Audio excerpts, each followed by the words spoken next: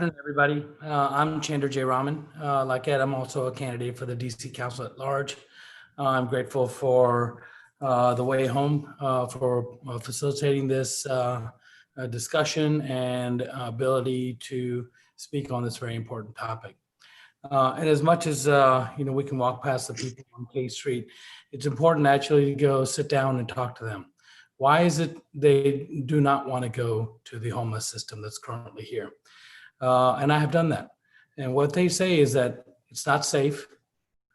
People take their stuff, and it's undignified because it's a congregate setting with bunk beds that treats adults like children.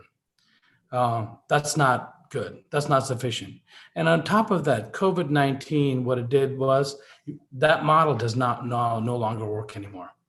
What it also did was to show that our vulnerable homeless populations with underlying conditions are even more vulnerable. So what I'm suggesting is that we start with the most vulnerable. Who in the homeless community has underlying conditions that are going to be even more susceptible to COVID-19 crisis that we need to address first?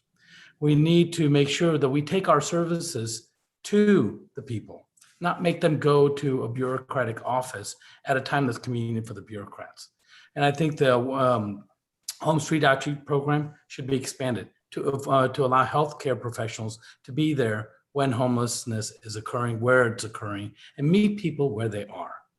And then we need to take the next step. And I'm very supportive of the Pathways to Housing program in DC, which takes individuals and allows them to move into housing, but then allows them to take ownership of that. That becomes their permanent home. They own it. And that's what's most important. And the model that we need to create must be safe. It must be dignified. It must also provide opportunities, not just in the mental health services and supports, but also real opportunities for them to take that next step into becoming productive citizens of our city. And I'm proposing a bold initiative, which are micro units that have storage capacity on the bottom. So individuals are homeless who have materials can store them. This is temporary housing, and they have a place to stay. That's theirs for the night. Nobody else can come in. It provides privacy, provides dignity. But in the long run, we do need to build more housing units across the city.